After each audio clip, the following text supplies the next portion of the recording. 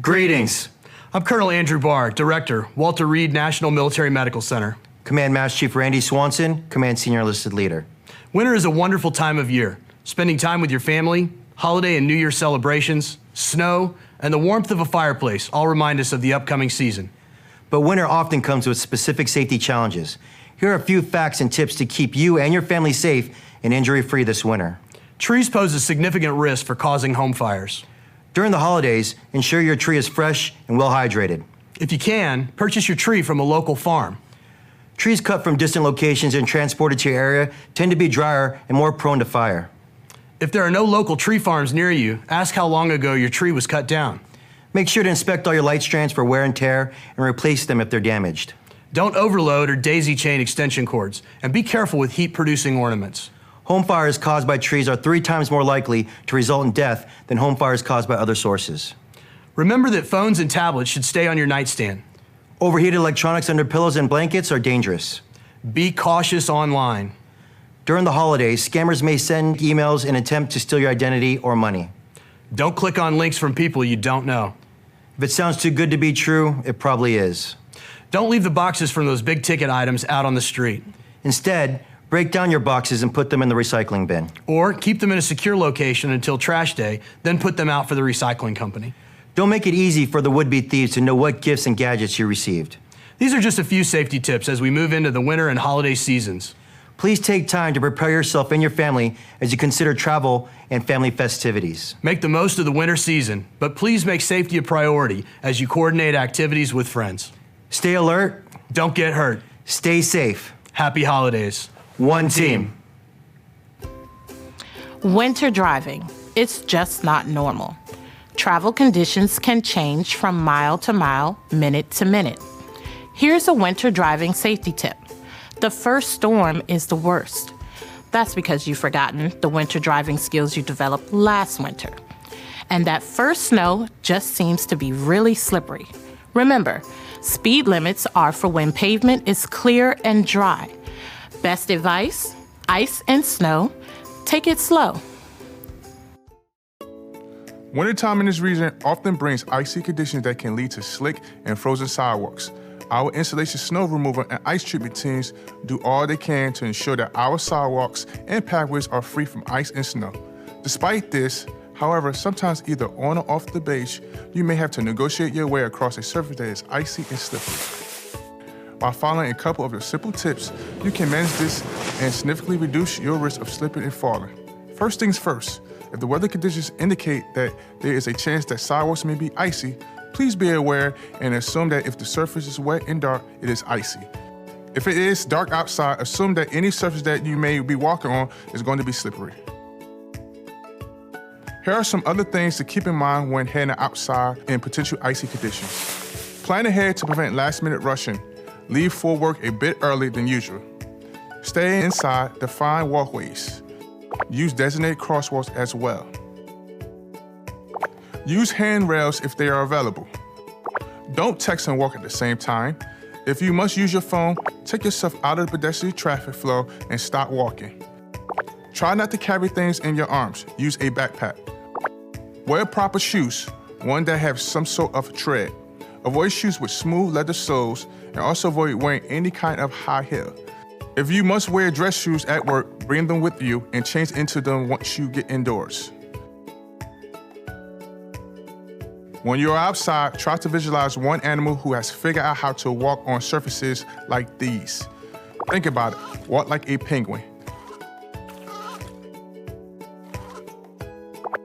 Bend your legs slightly and walk flat-footed. Point your feet out slightly like a penguin does. Shift your weight, your center of gravity, over your front foot instead of splitting it evenly between your feet. Watch where you are stepping. Take shorter shuffle-like steps. Keep your arms at your side and not in your pockets. Extend your arms outward a little bit to maintain balance. Concentrate on keeping your balance. Go slowly to react to changes in grip and to keep your momentum at a minimum. If you do find yourself falling, try to fall in a fleshy part of your body, such as your side or your backside. Try to avoid landing on your knees, wrists, or spine. Try to relax your muscles as you fall. This will keep you from stiffening up and making matters worse. And remember, once you get indoors, that the floor surface just inside buildings can be wet and slippery as well. So don't let down your guard as soon as you clear the front entryway. Just as you use defensive driving to avoid car accidents, be a defensive walker to avoid winter falls. One more thing I'd like to talk about with you today, besides sleet and freezing rain, this area does receive significant snowfall from time to time. And sometimes we need to get out and remove it from around our houses and vehicles. While shoveling snow can be good exercise, it can be dangerous for over-optimistic shovelers who take on more than they can handle. In order to get a handle on safe shoveling, consider the following. If you are over the age of 40 or relatively inactive, please be especially careful and deliberate in your actions. If you have a history of heart trouble, do not shovel without a doctor's permission. Do not shovel immediately after eating or while smoking. Stay hydrated. Drink plenty of water and stay hydrated while you shovel. Take it slow. Shoveling can raise your heart rate and blood pressure dramatically, so pace yourself. Try to shovel fresh snow. Freshly fallen powdery snow is easier to shovel than the wet, packed down stuff. Push the snow as you shovel. It's easier on your back than lifting snow out of your way. Don't pick up too much at once. Consider a smaller shovel or fill a larger one about 1/3 to 1/2 way. And when or if you do have to lift, do it with your legs and not your back. Bend your legs and keep your back straight.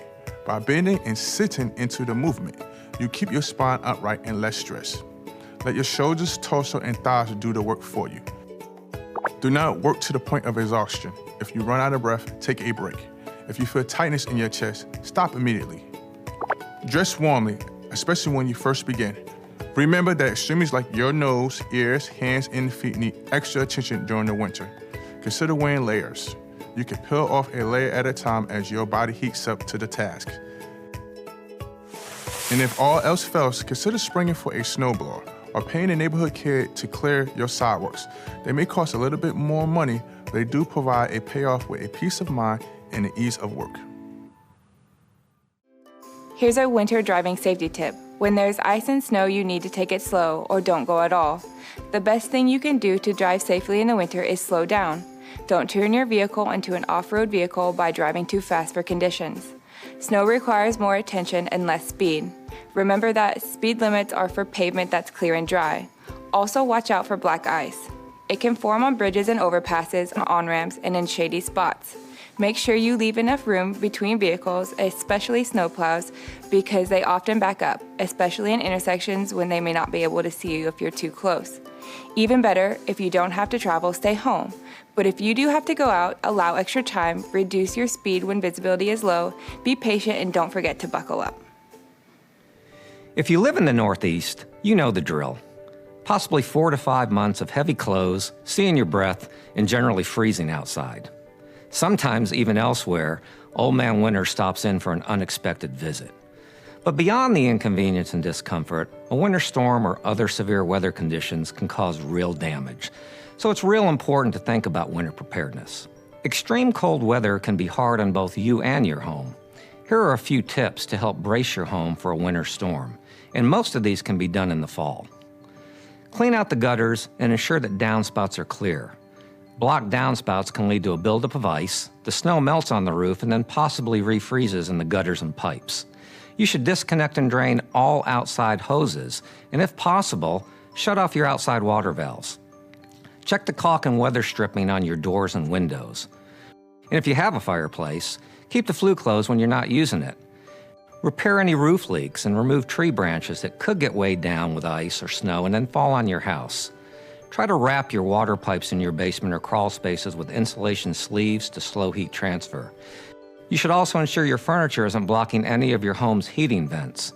You should also consider an insulated blanket for your hot water heater. And during cold spells, try to keep your cabinet doors open, which will allow warm air to circulate around your pipes, particularly the ones in the kitchen and bathrooms.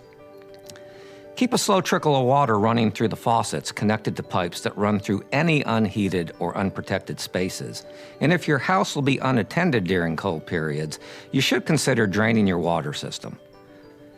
According to the Department of Transportation, 22% of all vehicle crashes in the U.S. and 16% of the fatalities are due to severe weather, such as rain, snow, sleet and ice. So it's very important to prepare your car for the possible wintry conditions and extremely cold temperatures, and also know what to do if you find yourself stranded in your vehicle. When the temperatures do start to drop, remember the following. Drive only if it is absolutely necessary, and if you must drive, you should travel during the day. Dial 511. This will connect you with the 511 system in the state from which you are calling, which offers real-time traffic information. Maryland, Pennsylvania, Virginia, and West Virginia support 511. Don't travel alone and keep others informed of your schedule. Stay on main roads and avoid back road shortcuts. Top off antifreeze, windshield wiper fluid, gas, oil, and other fluids. Also make sure your tires have enough tread. If you live in an area that allows them, you should consider snow tires. Keep a bag of salt or sand in the trunk for extra traction and to melt ice. And before driving, clear all the snow from the top of your car, your headlights, and windows. Save the numbers for your auto club, insurance agent, and a towing service into your cell phone. Keep a cold weather kit in your trunk. This should include a blanket, gloves, some hard candy, bottled water, a folding shovel, first aid kit, a flashlight and cell phone charger or battery pack, and a windshield ice scraper. You should also keep an emergency kit in your trunk consisting of a road map of your area, jumper cables, flares, and reflective triangles. And then there's your car. Making sure it's prepped to face winter's worst is just as critical. After all, what would happen if a blizzard stranded you in your car? If you do need to drive during a storm and something were to happen, you need to remember these steps to keep yourself safe.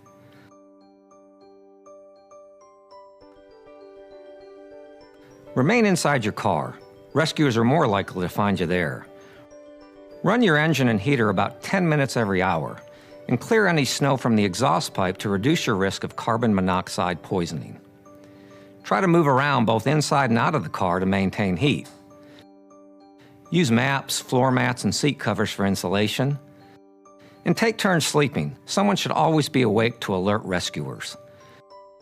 Drink fluids to avoid dehydration, and turn on the inside light at night so rescue crews can find you. Taking a little bit of time to prepare your home and car for the winter will save you both time and money in the long run. Find out more on how to prepare your home and car for extreme weather conditions at FEMA.gov. Thank you. Along with slippery streets and highways, huge snowplows are often out there trying to keep the roads clear. Snowplows are large and powerful, maneuver slowly, and plow far and wide. Slow down when approaching a plow. They are likely traveling slower than the posted speed limit. Also, don't tailgate or stop too close behind because they frequently back up, especially at intersections. A snowplow's driver's view is restricted, so never assume that the driver sees you. Plows can also throw up a cloud of snow that can cause whiteout conditions and reduce visibility to zero, so use extreme caution when passing. In fact, the road behind a snowplow will be safer to drive on. If you do pass, watch out for plow blades. They're not only on the front of the plow, but a winged plow may project from the side of the truck. Best advice, ice and snow, take it slow, especially around snowplows. Deep frying turkey has become very popular and an absolutely delicious way to prepare the Thanksgiving turkey. However, with more cooking fires on Thanksgiving Day than any other day of the year, safety is essential. U.S. fire departments respond to more than 1,000 fires each year in which a deep fryer is involved. Deep fryer fires result in more than $15 million in property damage each year. Safety tip number 1. Wear protective gear in case oil splatters. The deep fryer can seem a little intimidating when the oil is heated and there's usually quite a bit of splattering and bubbling going on from the very high heat needed to cook the turkey. Wear oven mitts and an apron to prevent oil splashes on your skin and safety glasses in the event oil does splash up into your eyes. Safety tip number 2. Deep fry in an open outdoor area. Deep frying a turkey should always happen outside, never inside. Garages, even with the doors open, and wooden decks are off limits. It might be a little frosty and cold on Thanksgiving, but once you're all decked out in your safety gear and safety glasses, you'll be warm and cozy. Plus, there won't be any exploding garages and decks to draw the fire department. Safety tip number 3. Remember that oil and water, liquid or frozen, don't mix. Water causes oil to bubble and spill over, which can quickly result in a fire. Instead, stick with turkey-approved marinades and rubs. And never attempt to cook a frozen turkey, as the excess moisture will cause the oil to boil violently and possibly start a fire. It is recommended that you should thaw a turkey in the refrigerator approximately 24 hours for every 5 pounds in weight. Safety tip number 4, have a fire extinguisher on hand. Not in the house under the sink, but a few feet away from the fryer where you can reach it. A medium-sized ABC dry chemical extinguisher is recommended. If the grease catches on fire, just stay calm and extinguish it. And remember, never throw water on an oil fire. Safety tip number 5. Leave the ego at the door and follow the recipe. You want your Thanksgiving dinner to go off without a hitch. So consult online recipes and recipe books for details on how to fry it up right. When you've deep fried 3 or 4 turkeys, then you can start varying the recipe. As a beginner though, focus on staying safe, preventing a grease fire, and deep frying one delicious bird. Following these tips will allow you to enjoy a deliciously deep fried turkey, an uneventful day, and your whole home staying in one piece. When you're behind the wheel, your focus should be on the road. Talking on the phone, texting, eating, reading, changing music, and reaching for items are all serious distractions. It takes just 1 second to change a routine drive into a rush to the ER. Remember that texting or accessing the internet while driving is illegal in the DMV. Stay alert and stay alive. Portable electric space heaters can be a convenient source of supplemental heat for your home and workspace in cold weather. In order to save money in the colder months, many people opt to use a space heater to heat one room rather than heat the entire structure. Unfortunately, they can pose significant fire and electric shock hazards if not used properly. Fire and electrical hazards can be caused by space heaters without adequate safety features, space heaters placed near combustibles, or space heaters that are improperly plugged in. Heating equipment is a leading cause of fires in U.S. homes. Local fire departments responded to an estimated average of 52,050 fires involving heating equipment each year in 2012 through 2016, accounting for 15% of all reported home fires during this time. These fires resulted in annual losses of 490 civilian deaths, 1,400 civilian injuries, and $1 billion in direct property damage. Safety should always be a top consideration when using space heaters. Here are some tips for keeping your home safe and warm when it's cold outside. Make sure your space heater has the label showing that it is listed by a recognized testing laboratory. Before using any space heater, read the manufacturer's instructions and warning labels carefully. Inspect heaters for cracked or broken plugs or loose connections before each use. If frayed, worn, or damaged, do not use the heater. Never leave a space heater unattended. Turn it off when you're leaving a room or going to sleep, and don't let pets or children play too close to a space heater. Space heaters are only meant to provide supplemental heat and should never be used to warm bedding, cook food, dry clothing, or thaw pipes. Never turn on the oven and open the door or light burners to heat the home.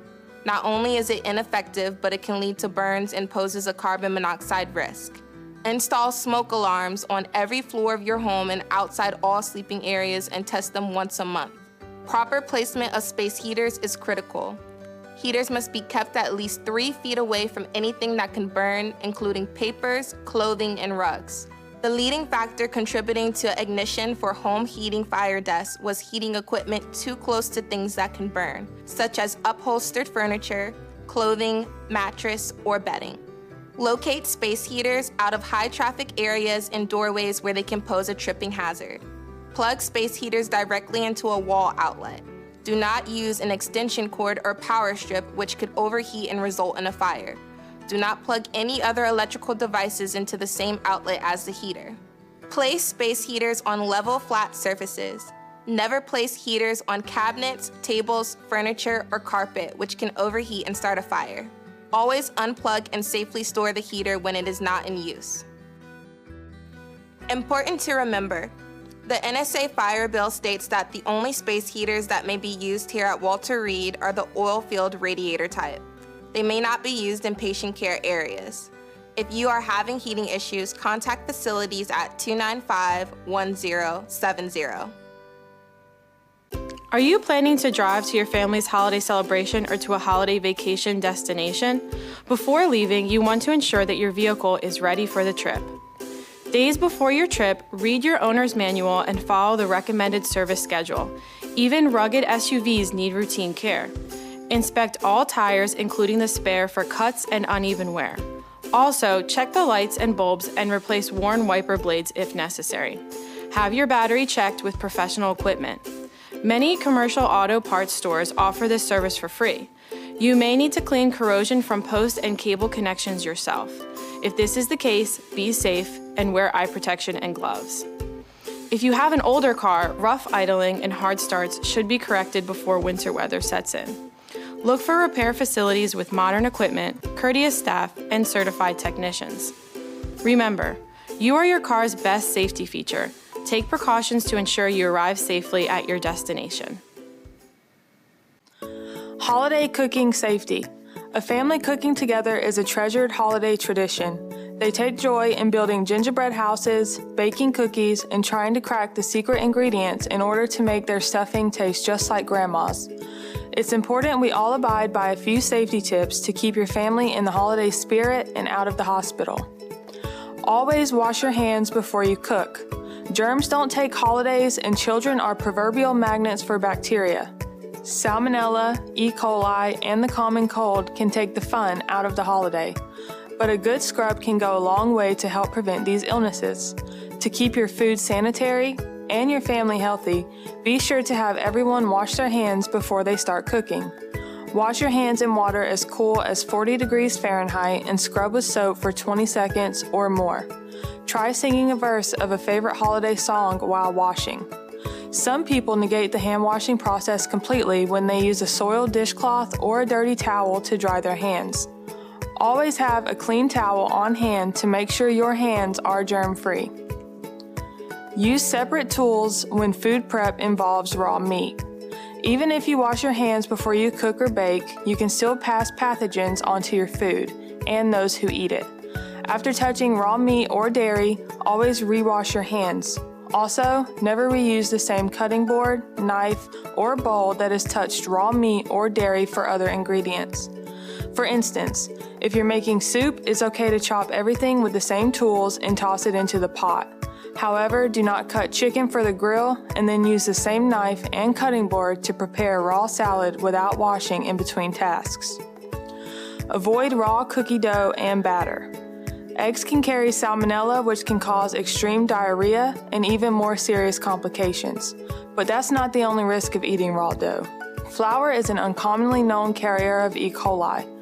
To guarantee a family member doesn't get sick after dessert this holiday, try your best to cook all doughs before chowing down. Don't leave your cooking unattended. Be mindful of what's on the stove or in the oven as you're prepping other foods in the kitchen. It's easy to forget that a burner is on, and before you know it, food might be overflowing from the pot. If you're easily distracted, turn down the holiday music and avoid talking on the phone while cooking. Keep things that can catch fire and heat sources apart. Keep anything that can catch fire, pot holders, oven mitts, wooden utensils, paper or plastic bags, food packaging, towels, or curtains away from your stovetop. Keep the stovetop, burners, and oven clean. Wear short, close-fitting, or tightly rolled sleeves when cooking. Use crowd control. The kitchen can be especially hectic during the holidays, but as the host, don't be afraid to exercise crowd control. People tend to gravitate to where the action is, and it's difficult to control that. But if you plan ahead, you're not going to have all dishes cooking in the kitchen at once. If any children are eager to lend a hand, have them set the table or answer the door for the arriving guests. Most importantly, don't disable your smoke alarm. It's a no-brainer, but having a smoke alarm in your home can prevent a fire. Surveys show that while cooking, many people disable their smoke alarms.